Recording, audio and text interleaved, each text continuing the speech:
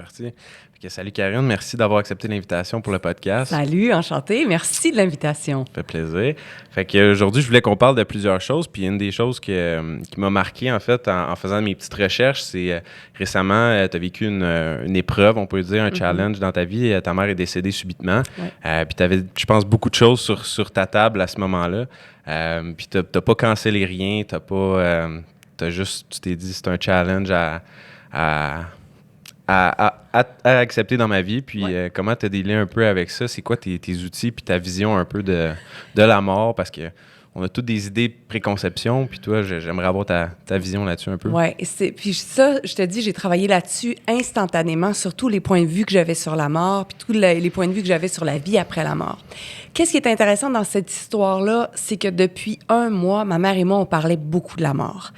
Et on avait même fait des genres de petites blagues au téléphone, peut-être 2-3 semaines avant, puis on se disait...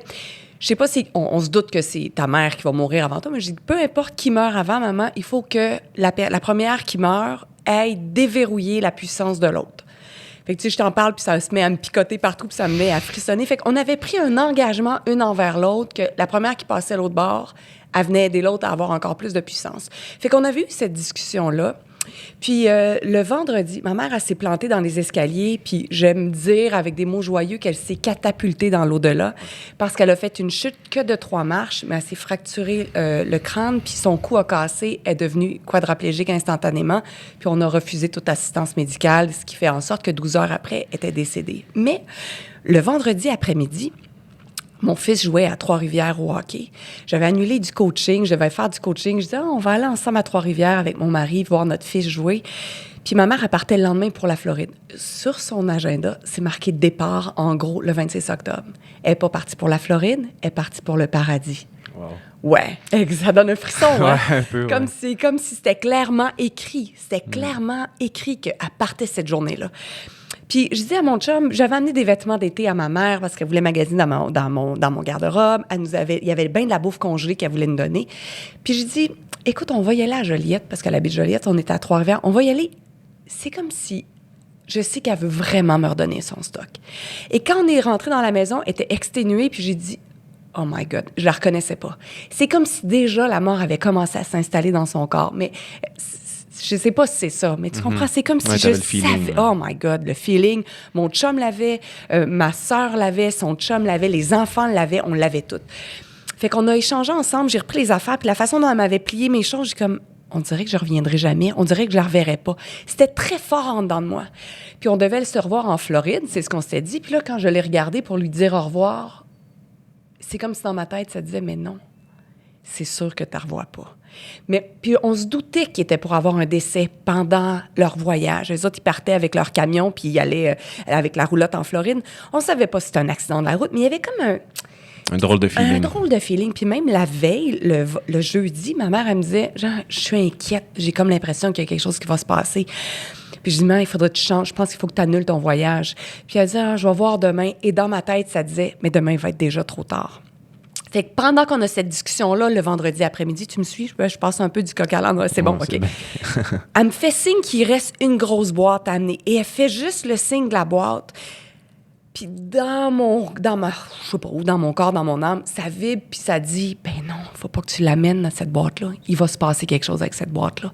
Mais c'est allé tellement vite que j'ai même pas eu le temps de le dire que c'est sorti de mon esprit. Puis elle s'est tuée avec cette boîte-là. Mon père, je sais pas si c'est enfargé, en bas des escaliers, elle avait la boîte, elle a dû se dépêcher ou elle a trébuché sur la boîte. Fait elle était, c'est comme ça a fait un plongeon littéralement.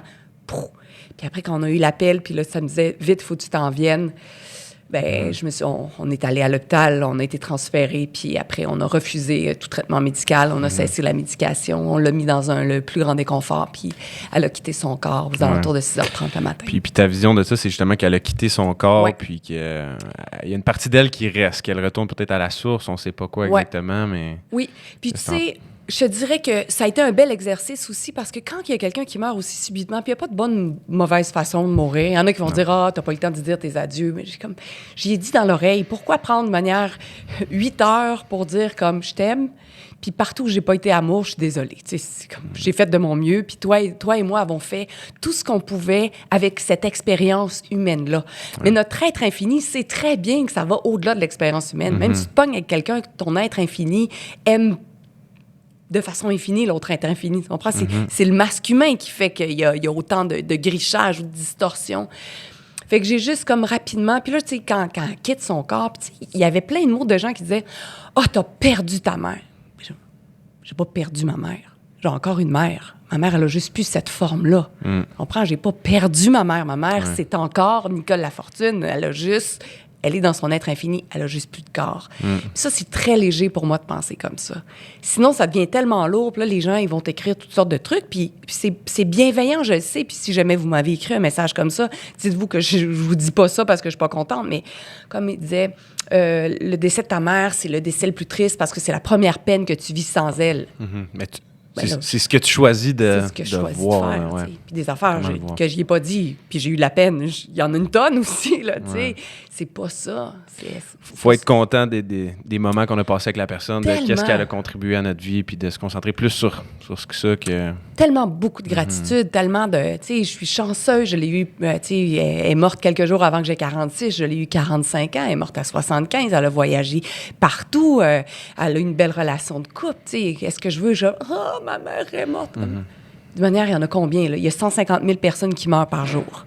Ma mère a fait partie de la statistique du 26 octobre.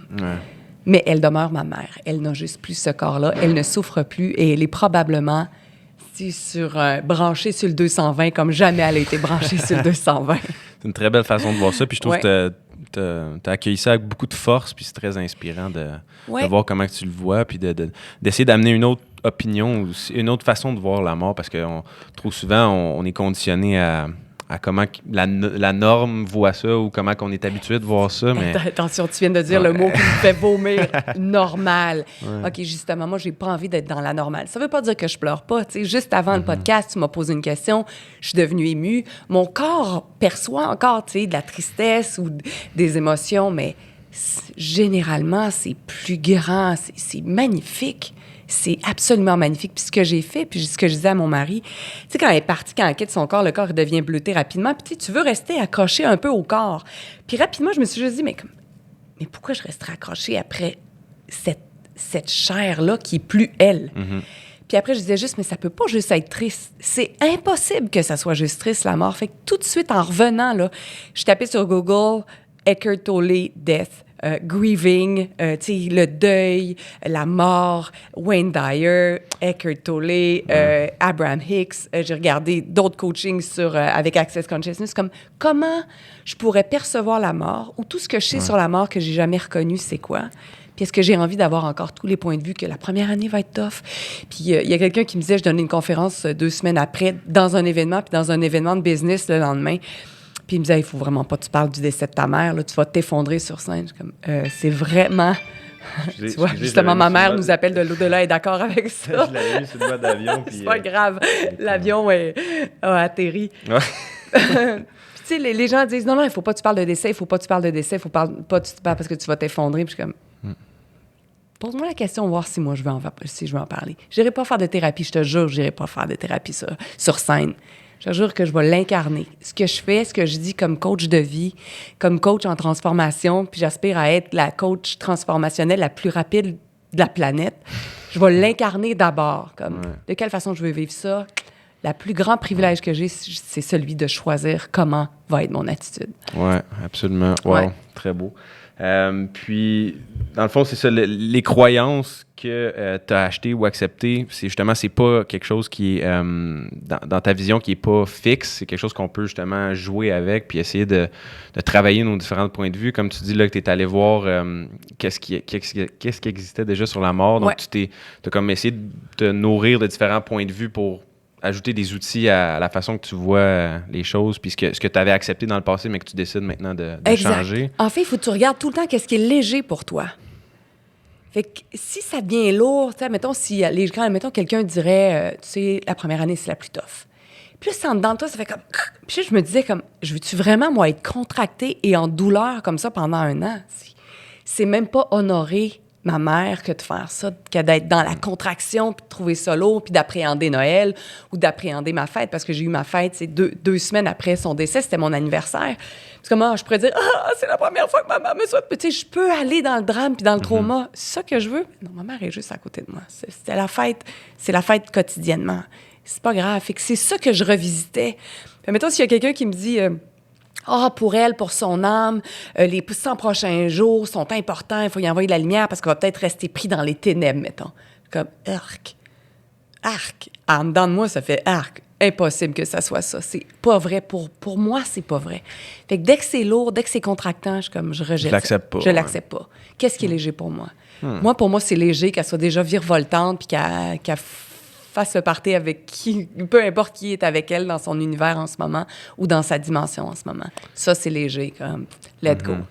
Puis parlant de légèreté, on va retourner un peu parce que là, on est embarqué dans le vif du sujet assez rapidement, mais pour les gens qui ne te connaissent pas, ton parcours un peu, tu as fait de la télé, t'es rendu maintenant conférencière, coach, tu as travaillé beaucoup dans le développement personnel dans les dernières années, tout ça. Puis, mais si on retourne en arrière, un peu ton parcours, tu as étudié à Jonquière en journalisme, puis parle-nous un peu de tes débuts justement à la télé. Écoute, moi, j'ai gagné ma vie en parlant de mauvaises nouvelles, en étant dans le drame, dans le trauma, en cherchant les mots de vocabulaire les plus percutants pour accrocher les gens, à la limite terroriser, à la limite faire peur. Tu sais, quand je pense à la grippe H1N1 ou tous les sujets ou terrible tragédie. Tu sais, je suis allée vraiment dans le dark side de ce que je fais maintenant.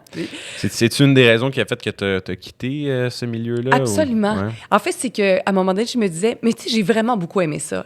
Fait que quand tu sais, c'est une autre job pour moi qui est comme maintenant à des milliers de kilomètres. Puis si quelqu'un m'appelait, puis j'ai déjà rêvé que je retournais à LCN lire les nouvelles. Puis une fois que j'étais maquillée, je pleurais parce que je voulais pas aller à la télé, pas parce que je serais pas capable, mais parce que ça m'intéressait pas. Mais c'était mon choix de carrière de petite fille de 7 ans. Tu sais, je savais que je ferais de la télé, je savais que je serais à TVA. Okay. J'aspirais à lire les nouvelles la fin de semaine réseau. Puis tu sais, tout le monde te dit, ben non, voyons, il faut que tu aies un plan B. Il y a beaucoup de gens qui veulent faire ça. Tu sais, une petite cul de Joliette, fille de directeur d'école, de secrétaire. Les chances que tu sois lectrice de nouvelles pour un grand réseau sont faibles. Puis c'est comme, non, c'est comme, think big, je l'ai déjà depuis que je suis petite. Tu sais. Wow. Je savais pas combien de temps ça me prendrait avant d'arriver là. Je savais pas, tu sais, quel chemin j'étais pour faire. Là, comment ça allait arriver. Comment ça arriverait. Mais je suis allée à Jonquière. Après, j'ai travaillé en Abitibi. C'est le premier endroit où j'ai été embauchée. Puis j'ai fait de la télé, de la radio tout de suite sur place. J'ai 20 ans. Écoute, j'ai vraiment l'air d'une matante. En plus, c'est ça qui est drôle parce qu'on ne pouvait pas avoir l'air jeune. Je lis au télésouffleur. Je me plante. Je fais mes apprentissages. J'ai vu, tu sais, aussi l'éclosion des chaînes de nouvelles en continu. On a commencé avec RDI. Fait que les premières fois que j'étais live réseau, j'étais en Abitibi avec un truc téléphonique qui s'appelait, comme je me souviens même pas comment. Puis ensuite, j'ai été au Saguenay où j'ai couvert le déluge du Saguenay, entre autres, qui a été un gros highlight de ma carrière. Puis ça, c'est la première fois qu'il y avait les camions satellites, les camions micro-ondes, puis on était en direct. Tu sais, les camions de Montréal, ils venaient. Okay. Maintenant, c'est quelque chose de, tu sais, tu regardes la télé, t'es plus jeune que moi, fait que c'est comme normal. Dès qu'il se passe quelque chose, il y a une tempête de neige, il y a n'importe quoi, t'as tout le temps un camion micro-ondes, un camion satellite qui est là. On a maintenant même l'hélicoptère. À l'époque, on n'avait pas ça. Ouais. Tu sais, si on allait dans l'hélicoptère, le caméraman était avec nous, on ouvrait la porte, on était attachés, on filmait, après on atterrissait, on allait porter les cassettes, tu sais, puis tout ça, il y avait rien qui se faisait, fait que c'est le fun d'avoir aussi assisté à ça, c'est un immense privilège. Puis ensuite, j'ai travaillé à Québec, j'ai fait Salut Bonjour Week-end, j'ai fait du réseau pour terminer ma carrière à Montréal. Tout de suite après, j'ai commencé en ondes tout de suite après le 11 septembre. Jusqu'en 2015, où ensuite j'ai donné ma démission. J'ai ouvert la chaîne TVA Sport aussi. Tu sais, j'ai vraiment trippé, là. Je suis allée au maximum de où je pouvais aller. Je pense pas que j'aurais été une grande star. On me reconnaît encore, puis je suis tout le temps étonnée. J'ai plus un visage connu. Mais connu dans le sens comme, me semble, je t'ai déjà vu à quelque part. Familier, là. Ouais, familier, exact. Ouais. T'étais-tu prof à l'école? T'es-tu infirmière? Ça, c'est la question que j'ai jamais été aussi. C'est la question la plus fréquente qu'on m'a demandé. Je suis comme, non, je faisais de la télé à l'époque, mais tout le monde était convaincu que je les avais vaccinés. Ou je leur avais prodigué des soins. Peut-être parce que tu parlais d'H1N1. Ouais, c'est ça, exact. Mais puis à un moment donné, je me suis juste dit, OK, moi, mon talent, c'est celui de la communication.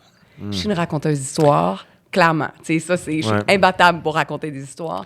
Mais est-ce que je veux prendre ce talent-là pour dire, à TVA Sport, c'est 10-4-3-2, prolongation Markov, ou je veux utiliser ça pour faire beaucoup plus de bien? Et à un moment donné, mon ambition, c'était de faire beaucoup plus de bien que de terroriser les gens ou de raconter des mauvaises nouvelles. Ouais. Parce que, veux pas, c'est un cycle un peu vicieux. Les nouvelles, c'est ce qui est plate, c'est ce qui attire, c'est ce qui vend, c'est ce qui fait que les gens écoutent. C'est beaucoup quand on parle de négatif, parce que on est conditionné, je pense, les humains en général, pour être un peu à la base négatif en tant que société. Quand on se fie sur les autres, on regarde à gauche, à droite pour se baser sur notre propre identité puis tout ça. Puis on a un conditionnement négatif à la base. Je ne sais pas si tu es d'accord avec ça. Le cynisme aussi, c'est bien mieux. Ça pogne bien plus. Écoute les différents chroniqueurs à la radio. Le cynisme a la cote. Dès qu'on peut planter quelqu'un, on le plante. Au lieu juste de l'accueillir puis de pas réagir. Ah non, ça, on va renchérir. On aime ça, la séparation aussi. Qui dit oui, qui dit non, on vote. 45 50 il se passe quelque chose, vox pop. Oh mon Dieu, ça n'a pas de bon sens. Tu sais, c'est tout le temps, on cherche toujours ce qui va rajouter une couche de merde, une couche de bouette, comment on peut cimenter, comment on peut tapisser davantage la personne. Au lieu peut-être d'être un peu plus dans l'ouverture. Ouais. Des fois, il y en a qui sont bien dans leur merde. Je pense que tu as fait une vidéo par rapport à ça, là, qui aiment ça se frotter dedans. Oui. La plupart des gens veulent pas. C'est inconfortable, le changement. La conscience, c'est inconfortable. Tu sais, même parler de la mort, de la façon dont je le fais, je sais que je m'attire du jugement parce que tout le monde dit « Ah, mon Dieu, tu sais, franchement, elle devrait pas parler de sa mère tout de suite. » Puis comme, moi, j'ai choisi ça parce que pour moi, c'est léger. Fait que that's it, c'est tout. Puis je me fous éperdument de ce que tu peux penser de moi ou de ce que monsieur, madame, XYZ peut penser de moi. Puis à la limite, même si mon mari n'était pas d'accord avec moi, ça me dérange plus ou moins parce que c'est moi qui est avec moi 24 sur 24.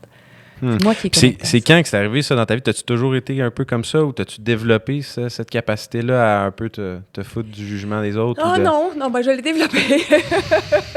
Je dirais que j'ai été bonne pour le recevoir. Je m'en suis fait beaucoup avec la vie.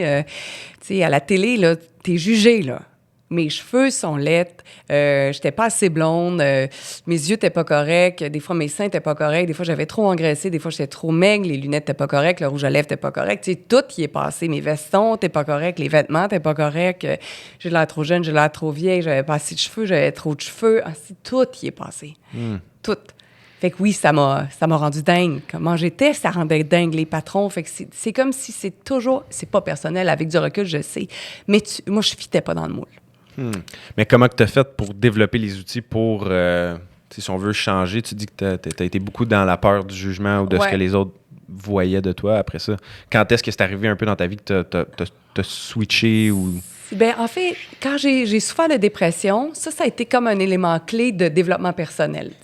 Quand ton corps réagit fortement, est-ce que j'étais vraiment une dépression? Avec du recul, je pourrais dire oui ou non, là, mais ça, c'est comme si là, tu casses, mais ça commence à laisser sortir toute ta lumière. Puis après, tu détermines, OK, moi, je veux quoi? Je m'étais juré que je retournais pas dans ce milieu-là. Fait que moi, derrière, devant la caméra, ça me dérangeait plus. Rendu là, ça me dérangeait plus. Comme moi, c'est pas vrai que je vais m'abonner aux antidépresseurs, puis c'est pas vrai que je vais passer ma carrière à me demander s'il y a un patron qui m'aime ou qui m'aime pas. Fait que ça a été l'élément déclencheur. Fait que quand je suis passée au sport, j'avais déjà ouvert une grande porte en disant, je retourne pas au sérieux. Je vais avoir des collègues de la Ligue nationale, je vais pouvoir leur donner des bins, faire des jokes, Carey Price était poche, Fait que tu comprends, l'énergie était déjà plus la même.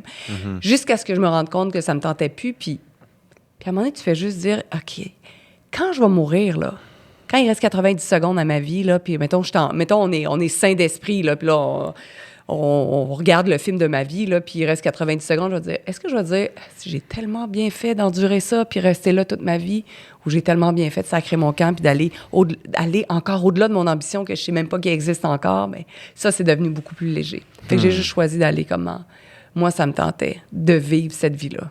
OK. Ouais. Puis ça vient en se posant des questions à soi-même, puis ça, je pense, c'est une grosse partie de ton mindset ou de ta façon de coacher les gens, c'est de se poser des questions. Oui. Ça, j'ai découvert ça avec Access Consciousness. Ça fait 18 mois que j'ai découvert ça. Tu sais, je suis tout le temps à la recherche. Tu cherches comme PNL, hypnothérapie, qu'est-ce qui serait bon pour moi? Tu sais, qui j'ai envie de lire pour pouvoir prendre de l'expansion. Puis je suis tombée là-dessus vraiment par hasard. Puis je suis allée recevoir une séance de bar, ça s'appelle. Je suis comme, wow! Puis après, j'ai lu le livre « Sois toi et change le monde ». J'ai lu ça comme un roman. J'ai lu ça en 24 heures. Comme, oh! my God, OK, j'ai tout le temps pensé comme ça, puis je savais même pas que c'était du développement personnel.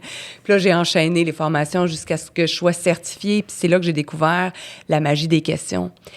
Tu sais, mettons, par rapport à ce que je te disais quand j'étais jeune, puis que je me disais, je vais lire les nouvelles à la télé, c'est juste... En fait, je sais pas comment ça va se passer. Le comment, j'ai aucune idée, mais moi, je sais que c'est là que je m'en vais. Fait que comme, univers, montre-moi. Ça, c'est du développement personnel. Mm-hmm. Fait que t'es tellement juste convaincu, comme tu sais, tu veux faire un podcast, tu veux peut-être aller ailleurs dans le développement personnel. C'est comme, sais-tu quoi? Je sais pas ce que ça va prendre. Univers, montre-moi. Puis là, c'est là que tu te rends compte que l'univers conspire, puis toutes les réponses commencent à apparaître. Tu sais, la façon, mettons, avec la fatigue, je te donne un autre exemple. On va dire, je suis fatiguée.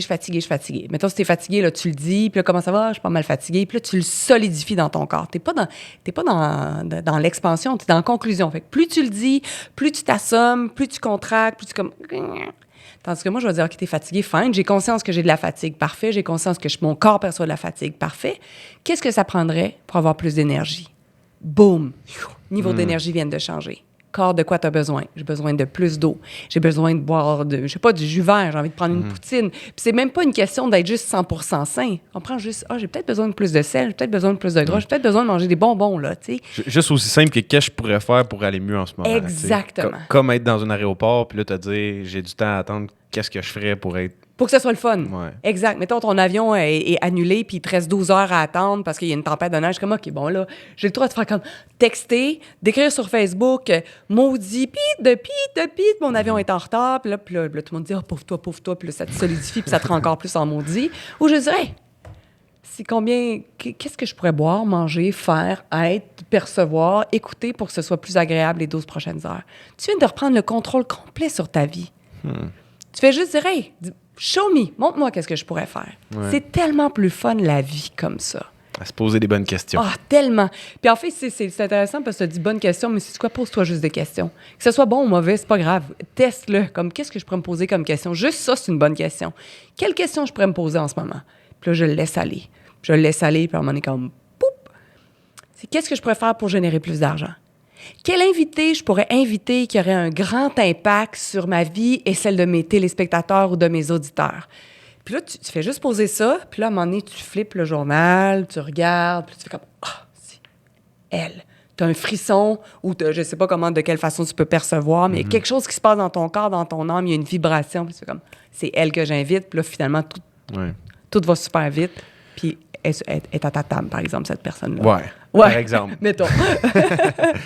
Puis, mais ça, avec le temps, je pense qu'on devient meilleur à ressentir ça. Tu donnes l'exemple d'une vibration, de vibrer intérieurement ou ainsi de suite. Mais à la base, t'avais-tu ces outils-là quand tu as commencé, supposons, ta carrière, pour te rendre où est-ce que t'es... Très instinctif. J'ai extrêmement instinctif. Puis tu parlais qu'à 14 ans, le premier livre que tu as lu, c'est... Oui, Les secrets de l'esprit millionnaire. Donc, tu as un intérêt marqué déjà. Fait que déjà, toi, tu l'as développé depuis que t'es tout jeune, t'es tout petit. Même chose pour moi. À 13 ans, je faisais des séminaires de développement personnel à l'Institut de développement de la personne. Mes parents me trimbalaient là. Les affirmations positives. J'ai fait des renaissances, des rebirths, toutes sortes de patentes que... name it. Fait que ça reste, tu sais, j'étais déjà intéressée par ça.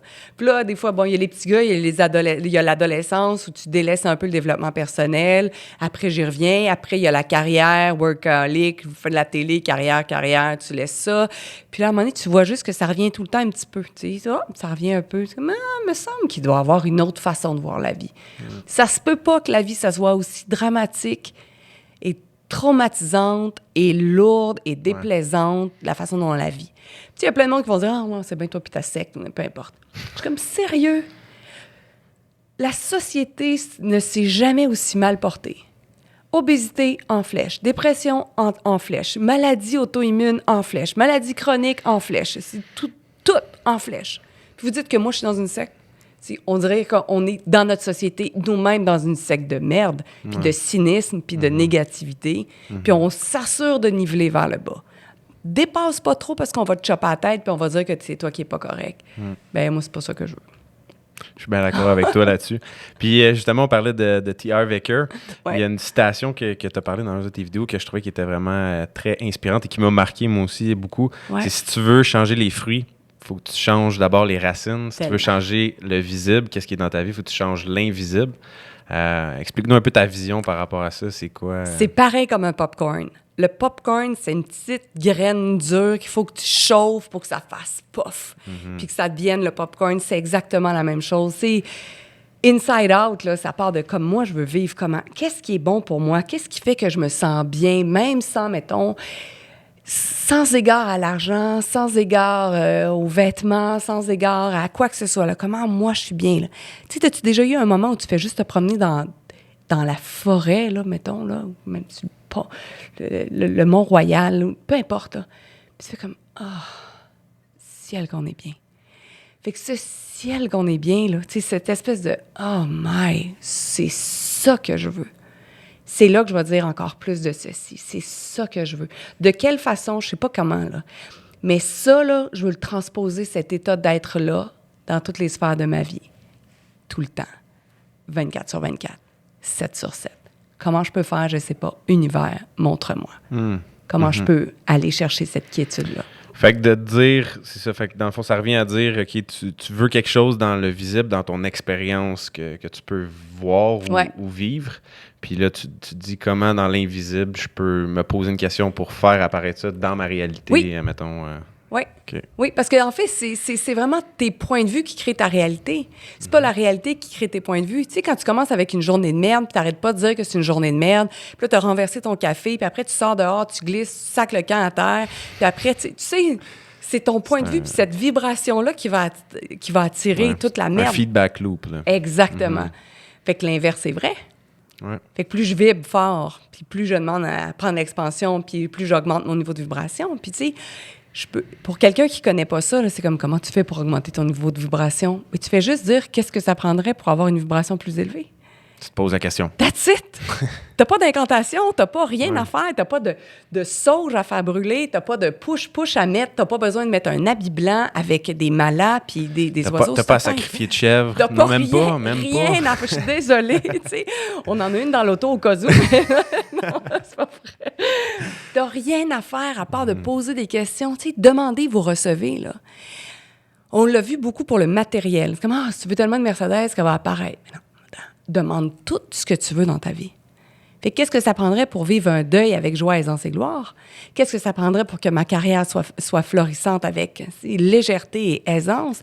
Qu'est-ce que ça prendrait pour que je puisse avoir l'énergie d'1 million dans mon compte de banque? Qu'est-ce que ça prendrait? Qu'est-ce que je pourrais créer qui va générer des ventes en ligne partout sur la planète? C'est juste comme ça que je fonctionne.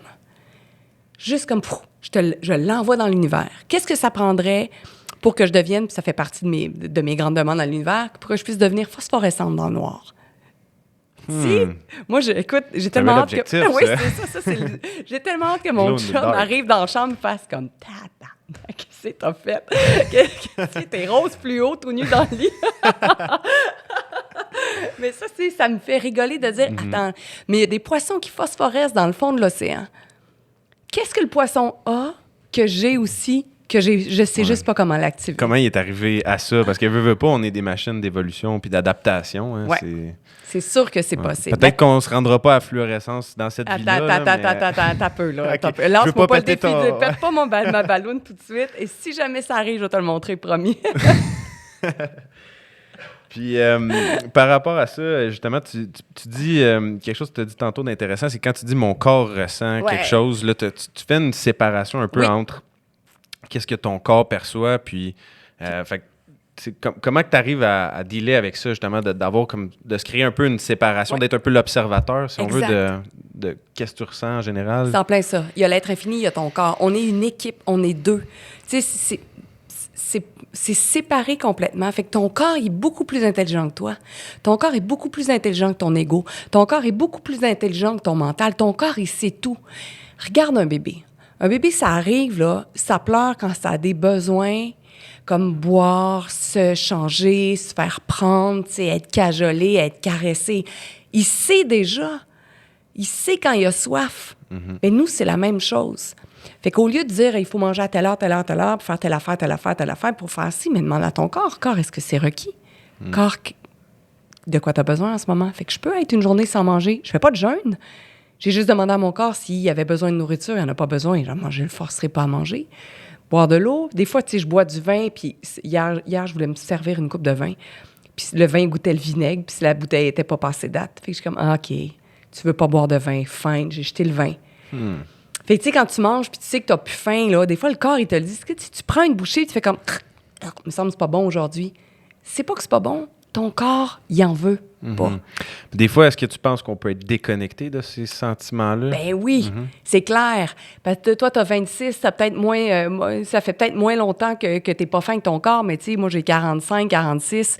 Il y en a qui ont 50 dans mes clients. Tu sais, si ça fait 55 ans que t'haïs ton corps, là, puis que tu le plantes, puis que tu le mets au régime, puis que tu l'auto-sabotes, puis que tu le gèles, que tu l'enivres, que tu le fais coucher avec des gens qui il veut pas coucher, que tu l'habilles de façon dont il a pas envie d'être habillé, tu l'as auto-mutilé, tu l'as blessé, tu l'as comme... Fait que là, il doit se dire, hey, je te l'ai dit plein de fois que ça m'intéressait pas, ça, fait comme, ciao, bye. Puis c'est juste là, tu sais, la première étape, c'est juste de dire, hey, corps, j'ai envie de faire équipe avec toi à partir de maintenant. Fait que tout ce que j'ai fait avant, je suis désolée. À partir de maintenant, on fait équipe. On repasse des nouvelles bases. Exact. Aujourd'hui, je décris tout ce que je t'ai fait hier, puis depuis peut-être 3 millions de vies, mais à partir de maintenant, je le change complètement. Puis, tu sais, je l'ai expliqué dans une capsule. Tu sais, la première chose que j'ai fait pour faire la paix avec mon corps, c'est de me caresser chaque matin. Puis c'est drôle, à chaque fois, j'emploie le mot caresser. Mais comme ça inclut ou pas tout ce que tu peux imaginer, ça me est complètement égal, ça dépend des matins. Mais le corps a besoin d'être touché. Fait que si j'ai de la gratitude pour mon corps, je peux pas le juger. Ouais, tu peux pas faire les deux en même temps. Tu peux pas te juger et avoir de la gratitude et de la reconnaissance. Non. Fait que là, c'est comme ça que j'ai juste comme... C'est comme si je partais à la reconquête de mon corps. Pour dire, hey, écoute, OK, fine. Là, c'est plus ça que tu veux, c'est plus ça que j'ai envie, moi non plus. C'est plus comme ça que j'ai envie de te traiter. Fait que qu'est-ce que je peux faire maintenant pour t'honorer? Puis tu sais, c'est pas une question d'être mince ou d'être gros ou d'être blond ou d'être brune ou d'être... Peu importe la couleur de la peau, ça n'a rien à voir avec la shape. Ça a tout à voir avec honorer son corps. C'est une expérience humaine. On est sur la planète pour ça. Et qu'est-ce que ça prendrait pour que tu puisses honorer ton corps, être bien avec ton corps, puis écouter ce qu'il a besoin. Tout ce qui empêche cela, mais renvoie ça à la lumière. Mais des fois, on ne l'écoute pas toujours, notre corps, puis dans certaines circonstances, c'est important, comme par exemple dans un triathlon. Ouais! Là, ton corps va t'envoyer, va te dire, t'es fatigué, pousse pas plus. Non, il m'a pas jamais envoyé ça. Non? Non? OK. Ouais. Moi j'ai de l'expérience de dire, OK, t'en as fait assez, mais je parle de ça pour parler un peu du triathlon et ton expérience. Comment tu as commencé, toi, à t'intéresser à ça? Non, mais c'est intéressant. La façon dont tu le fais, c'est que, tu sais, quand je cours, mettons, là, si j'ai mal à quelque part, je vais juste parler à mon corps encore pour lui dire, OK, je perçois une douleur. Fine. Corps, de quelle façon tu as envie de courir pour... Quel mouvement tu veux faire pour arrêter d'avoir mal? Tu comprends? Tu peux l'amener partout, ça. Milton Trager a inventé le massage Trager, qui est pas très populaire, qui est très populaire plus avec les gens plus âgés, parce que c'est un massage qui est un mouvement, un bercement du corps, plus populaire auprès des gens âgés parce que tu n'as pas besoin de te dévêtir ou d'être huilé, OK? Puis ce gars-là, il faisait du saut en longueur. Puis à un moment donné, il y avait toujours des blessures, fait qu'il a juste dit à son corps, « Hey, corps, de quelle façon il faut que j'atterrisse quand je fais mon saut en longueur pour pas te blesser? » Son corps s'est placé tout de suite. Fait que tu peux avoir une discussion constamment avec ton corps, peu importe le sujet. Fait que mon corps, quand j'ai commencé à l'entraîner pour faire du triathlon, j'étais super sédentaire. Puis j'ai juste dit, OK, on recommence à courir, fine, OK, on y va, on va tester. 1 minute marche, 1 minute course, 1 minute marche, 1 minute course, parce que je connaissais assez bien mon corps pour savoir que si je courais la première fois 5 km, j'étais pour haïr ça pour l'éternité et puis jamais recommencer. Fait que je me suis donné du lousse, tu comprends? C'est ça, connecter avec son corps. Fait que dire à ton corps, fait que si tu souffres dans un marathon, c'est comme, OK, cool, corps, qu'est-ce que tu as besoin? Fait que tu veux-tu marcher un peu? Oui, non, OK, parfait. Puis là, tu t'ajustes avec ton corps. Comme un corps, qu'est-ce que ça prendrait pour que ce soit facile pour les 10 prochains kilomètres? Fait que c'est comme ça que j'ai réussi à faire le Ironman, qui est quand même 3,8 km de natation, 180 km de vélo, 42,2 km de course. J'ai trippé, moi. C'était comme la plus grande fête de ma vie, ça. J'ai tellement trippé. Ça veut pas dire que j'ai pas souffert. Ça veut pas dire que j'ai pas eu mal. Ça veut pas dire que je me suis pas retrouvée au médic après pendant 4 heures de superfusion. Mais c'était super le fun. Et ça, c'était une cohérence 100% corps, âme, esprit. C'est un bel exploit, en tout cas. Puis ça te démontre aussi que tes limites sont peut-être plus loin que qu'est-ce que tu penses. Hein? Tellement. Ouais. Tellement. tellement plus. Puis tu sais, juste avec ce que je t'ai donné, puis mettons partager pour challenger ton corps puis parler à ton corps, tu pourrais refaire ton même marathon où tu as souffert, puis voir quelle est la pensée au 29e kilomètre, là, c'est quelle pensée tu as eue juste avant de commencer à souffrir. Fait que si je retourne en arrière, tu as dû juste voir peut-être le kilomètre numéro 29, ça a eu un impact dans ton mental, tu as lâché ton choix d'être dans la légèreté, puis le corps s'est mis à détracter, à t'envoyer plein de signaux. Il y a eu une petite pensée. Tu as regardé ton temps, tu as regardé ta montre, tu n'étais pas dans tes timings. Ça ressemble-tu à ça? Pas exactement, mais... c'est ça. Mais ouais, c'est des... Ouais. C'est souvent t'as un petit déclencheur qui fait en sorte que tout tombe après. Ouais. Alors que tu peux juste... Puis mais il y a une distinction à faire des fois entre s'écouter puis être un peu... Toujours faire le choix facile versus... Parce que oui, c'est écouter notre corps, mais si tu dis tout le temps, mon corps veut rester à manger des patates chips sur le divan. Puis t'écoutes pas ton corps. OK. T'écoutes ton mental. T'écoutes ton mental, clairement, t'écoutes ton mental. Parce que tu pourrais juste dire à ton corps, corps, veux-tu vraiment manger des patates frites ou des chips? Puis il va te dire probablement, clairement, non. Le mouvement, c'est normal. Bouger, c'est normal. C'est intrinsèque, tu sais. Ouais. Mais c'est juste ce confort-là qu'on aime tant changer. C'est tough. Ouais. Connecter avec son corps, c'est tough. Fait que oui, il y a tout le temps des gens qui vont dire « Ah, mais mon corps, moi, il a décidé qu'il voulait boire 3 bouteilles de vin à soir. » C'est comme « Yeah, right. Yeah. » Tu voulais plutôt endormir ton mental, d'après moi. Ouais. Puis comment tu fais la distinction entre, justement, t'es dans ton mental ou t'es dans ton corps? T'as-tu une façon que t'as développée? Des fois, c'est ardu. Ben, c'est comme si, pour moi, là, avec mes gestes, je vais te le faire, c'est comme si... Des fois, j'entends la réponse derrière ma tête. C'est comme si, pour moi, ça, c'est mon mental qui va répondre. C'est une perception que j'ai développée. Puis quand je le sens à l'intérieur de moi, tu sais, comme des fois, je dis à mon chum, puis il trouve ça toujours drôle, mes cellules dansent. Je sens mes cellules faire comme « Ouais! » Tu sais, je le perçois dans mon corps, le changement que ça fait. Fait que c'est ça qu'il faut que j'aille chercher encore plus. Puis qu'est-ce que ça prendrait pour que tu puisses connecter avec ton corps et entendre les vraies réponses? Tout ce qui empêche là, tu renvoies ça à la lumière. Tu sais, c'est tout. Tu fais juste dire « Hey, qu'est-ce que ça prendrait pour que je puisse connecter avec mon corps comme jamais j'ai connecté? » OK. Fait que c'est d'avoir le feeling, vraiment, de sentir si ça vient du mental ou si ça vient du corps. Tu vas avoir un feeling différent, par exemple. Il pourrait avoir ça, mais ta façon de percevoir ton corps et ma façon de percevoir mon corps, ça peut être complètement différent. La façon que mon chum va percevoir son corps, la façon que notre chouette technicien va percevoir son corps, c'est très, très différent. Fait que, tu sais, on cherche tout 10 étapes pour connecter avec son corps. Première étape, deuxième étape, troisième étape. Ça ne marche pas de même. Non, ouais. Il y en a, ça va être des frissons. Il y en a, ça va être un drôle de feeling. Il y en a que ça va être une voix. Des fois, ça va être un oui, ça va être un non. Ça va être expansif, ça va être contractant. C'est comme ça que tu le fais. Comment? C'est en jouant avec ton corps que tu vas déterminer ce qu'il veut vraiment. OK. Good. Un point intéressant aussi que j'avais noté dans tes vidéos. Ouais. D'ailleurs, pour ceux qui ne te connaissent pas, là, allez suivre Karine, c'est vraiment inspirant, tes vidéos. Puis, tu disais, c'est une opinion intéressante. Puis ça, je trouvais que c'est vraiment une façon, le fun de voir ça, parce que quand les gens te jugent ou quand les gens, t'amènent une critique de ce que tu fais ou peu importe, tout ce que tu peux faire, c'est juste dire, c'est une opinion intéressante, puis... C'est un point de vue intéressant. C'est juste un point de vue intéressant. Tu sais, même, puis c'est dans le positif, dans le négatif, mettons, mon Dieu, t'es super beau. C'est un point de vue intéressant. Tu sais, comme, j'ai pas envie d'être défini par rien, moi. Ouais. Autant dans le bien que dans le négatif. Oui, parce que c'est comme si le point de vue intéressant, il est juste comme pertinent quand la personne, elle veut te planter, mais ça peut être aussi quand elle veut t'encenser. C'est comme moi. C'est un point de vue intéressant. Mais je me le dis à moi aussi. Fait que si je trouve que je suis moche, je vais juste me dire que c'est un point de vue intéressant que j'ai de me trouver moche. Fait que je l'applique le plus possible avec moi aussi en me disant, c'est un point de vue intéressant. Comment, tu sais, je dormais agressé, le bourrelet me dérange, c'est un point de vue intéressant. Fait que tu sais, je veux juste... Le jugement, c'est un cancer. Le jugement, il t'empêche de faire bien des affaires. Fait que moins tu es dans le jugement, plus tu es dans la fluidité, plus tu es capable de faire des choses. Autant le jugement que tu as de toi-même que le jugement que les autres peuvent te porter. Puis je me demande lequel est plus douloureux. Ouais. Probablement le jugement que tu as envers toi-même. Pour moi, ce serait ça aussi. Ouais. Je pense que c'était très intéressant. Oui, c'est un point de vue intéressant. Dans le bon sens. Ouais. Puis, en général, je pense que tu es quelqu'un qui n'a pas peur de se planter. En tout cas, au début, tu me disais, au début de ta carrière, tu t'es planté à certaines occasions. Puis, qu'est-ce qui a fait que tu as développé un peu cette cette force-là de ne pas avoir peur de l'échec ou de...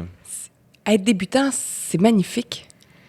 Tu peux juste apprendre. Tu peux juste, tu fais un podcast, tu commences, puis tu vas réécouter probablement tes podcasts dans 1 an, dans 2 ans. Tu vas dire, ah, j'en ai fait du chemin. C'est pas que c'était pas bon, c'est pas que c'était pas correct. Ça n'a rien à voir. C'est juste une évolution normale. C'est juste cool de dire, ben je commence à 0. Je commencerai pas à 100 Tu sais, quand tu regardes, mettons, moi, j'ai fait l'Académie Zéro Limite, puis je regardais les Martin Latulippe, ou, tu sais, les gens, mettons, que certains connaissent, ou Chantal Lacroix sur scène, ou François Lemay. On a tous, ou quelqu'un qui me regarde, tu sais, j'ai eu le privilège de faire des conférences devant 5000 personnes, mais je les ai fait... À un moment donné, il faut juste que tu commences à quelque part. Sais-tu un bout de temps où est-ce que j'ai faisais mes conférences? Quand j'ai lancé un mouvement qui s'appelait Karine et ses merveilleuses sur le sport, je faisais mes conférences dans des magasins de sport. J'allais courir avec les gens qui venaient me voir en conférence avant. Je faisais ma conférence en T-shirt avec le rond de sueur en dessous des bras, le mascara jusqu'en dessous du menton. Puis je donnais ma conférence, j'amenais mes petites affaires. Je faisais la conférence parce que je jouais pas de local, parce que j'avais tellement envie de me dire, sais-tu quoi? Je sais pas comment je vais faire pour être à un moment donné peut-être sur une scène internationale, mais je vais commencer en bas. Comme ça... La journée que mon PowerPoint lâche, la journée que le son lâche, la journée qu'il y a quelque chose qui marche pas, la journée qu'il y a un enfant qui me passe entre les jambes parce que la toilette est juste en arrière, puis ça, c'est un fait vécu. Là. Je donnais une petite conférence dans un endroit où il y avait des enfants, puis la toilette était juste en arrière, les enfants me passaient en dessous des jambes. Tu sais, c'est comme, OK, youpi. Mais c'est ce qui fait après qu'il n'y a plus rien qui t'arrête. Ouais. C'est comme, alléluia. Tu sais, quand tu regardes même au niveau des sports, Sidney Crosby et tout ça, tu sais, ils ont commencé, ils patinaient pas, puis ils sont devenus des bons patineurs, puis après, ils scoraient peut-être pas tant que ça, puis ils ont continué, puis se sont entraînés, puis ils ont atteint le sommet.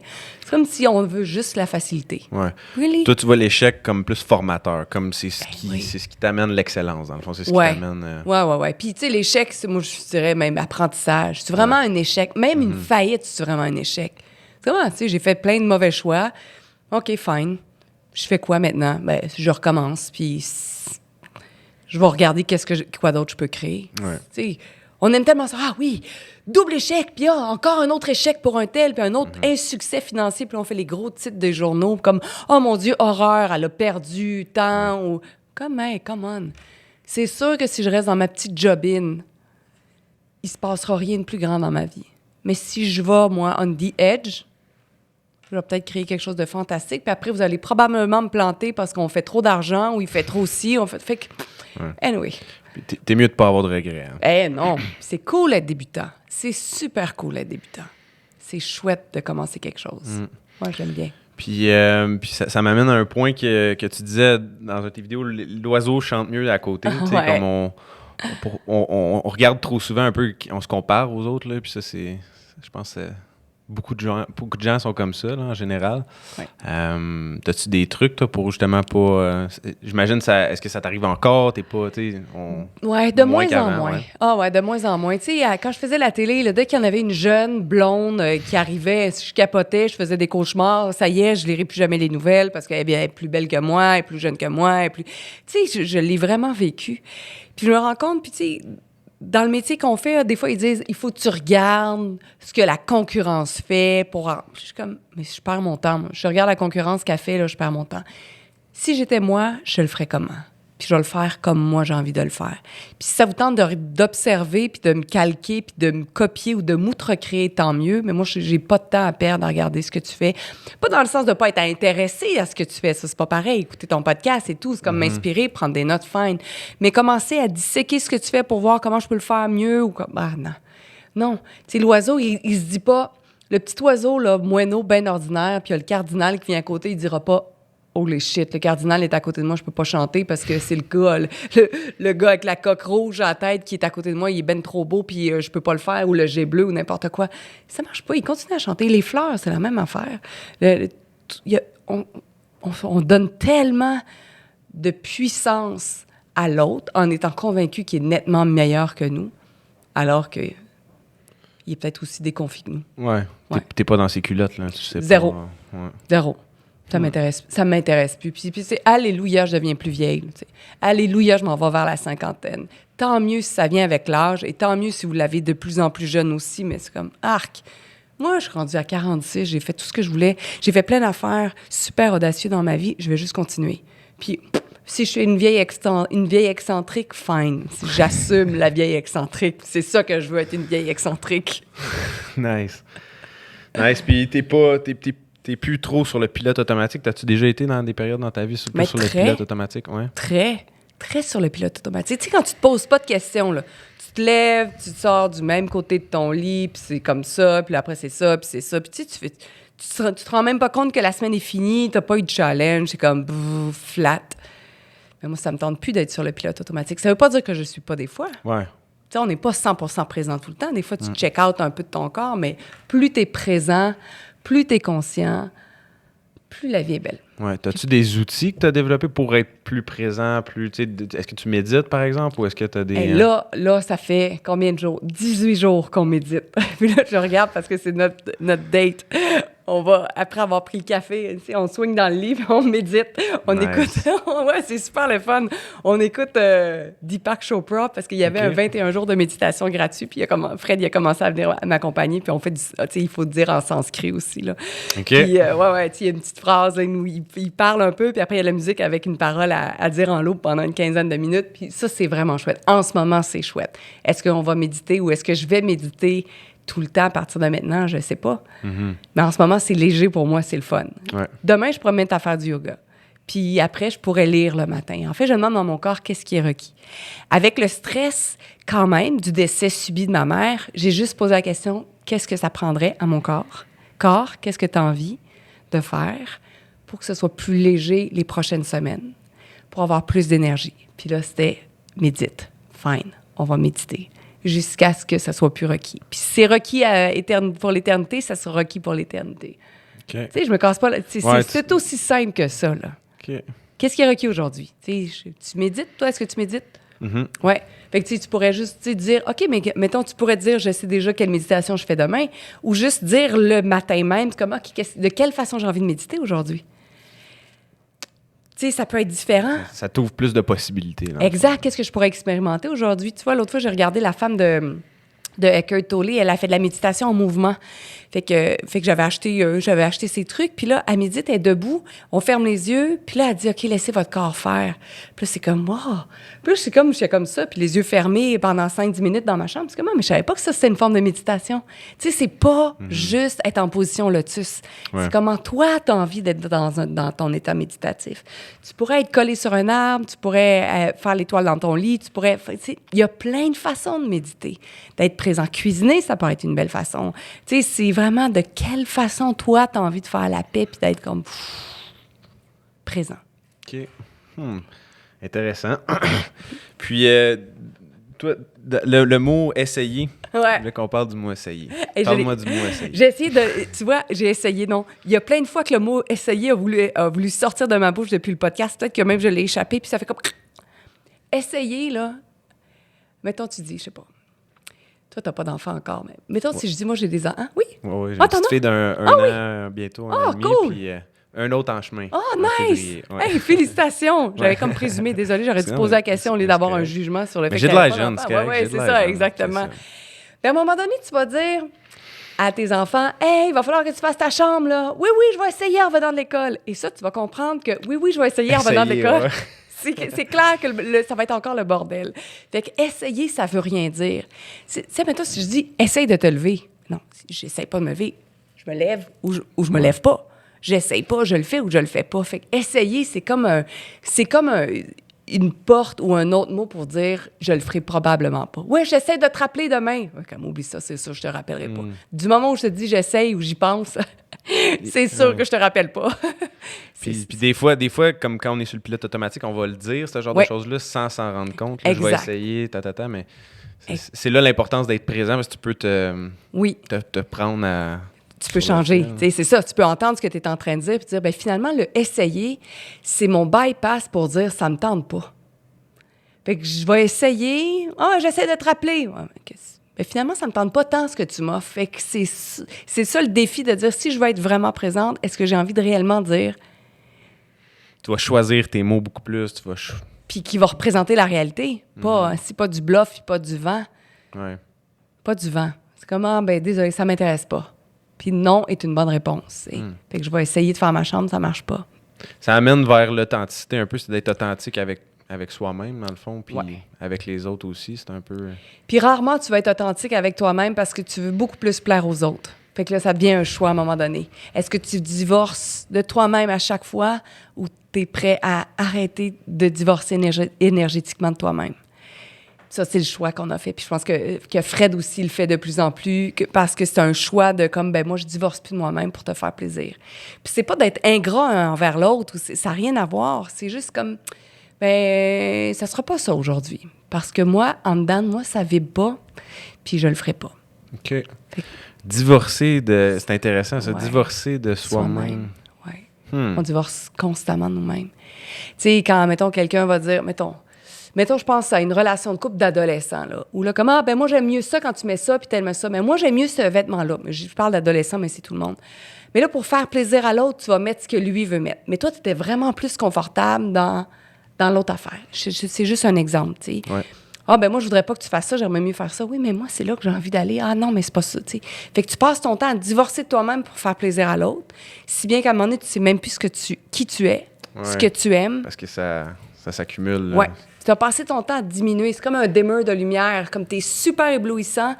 Puis à un moment donné, tout ce que tu fais, c'est tu dimmes, tu diminues jusqu'à temps que comme, tu sois complètement à off. Ouais.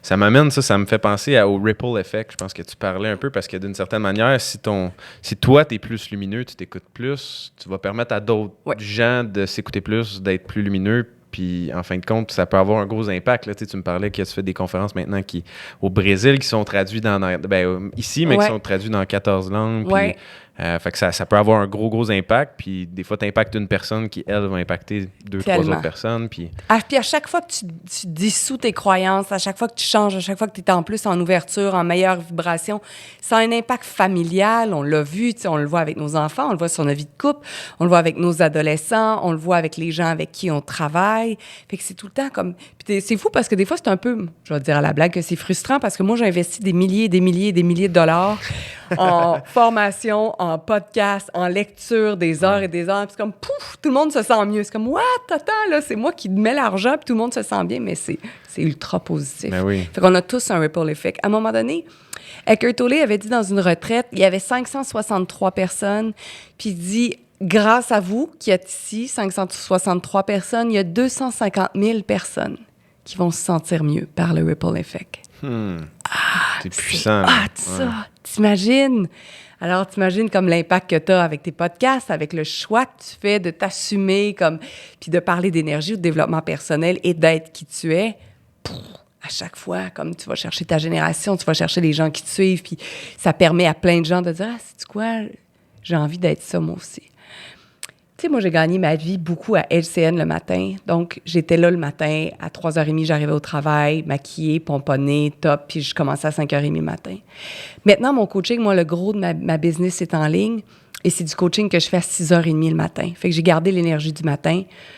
Je suis en robe de chambre, poquée, pochée, pas maquillée. Je fais mes coachings comme j'ai l'air du yard parfois, là, tu sais, mais c'est dit avec beaucoup de bienveillance, c'est pas un jugement, là, c'est comme j'ai l'air vraiment tout croche.